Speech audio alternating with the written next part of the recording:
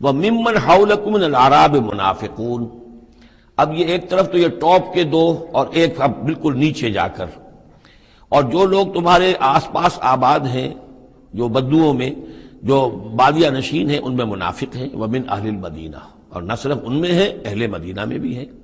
مَرَدُوا عَلَى النِّفَاقِ، یہ لوگ وہ ہیں جو نفاق پر اڑ چکے ہیں۔ اب یعنی ان کا نفاق جو ہے جیسے ٹی بی کی تھرڈ سٹیج ہوتی ہے کہ جس کے بعد پھر امید نہیں ہوتی کہ شفا ہو جائے گی، یہ پرانی زمانے کی باتیں ہیں، اب تو ٹی بی لا علاج مرض نہیں رہا، پہلے کی بات ہے۔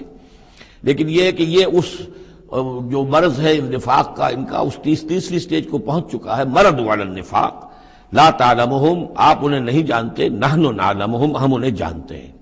سنعذبهم مرتين، ہم انہیں بار بار عذاب دیں گے۔ ان کے لیے تو عذاب روز کھڑا تھا، روز مطالبہ آتا تھا نکلو اللہ کی راہ میں، روز جھوٹ بولنا، روز قسمیں کھانی، روز کسی نہ کسی طریقے سے بہانے بنانا۔